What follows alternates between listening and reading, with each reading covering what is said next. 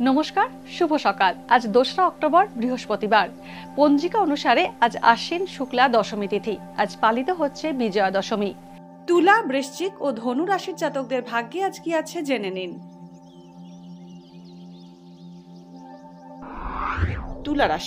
তুলা রাশির জাতকরা প্রতিযোগিতায় বিশেষ অভিজ্ঞতা অর্জন করবেন। আয়ের নতুন উৎস পেতে পারেন এই রাশির জাতকরা। এর ফলে লাভবান হবেন।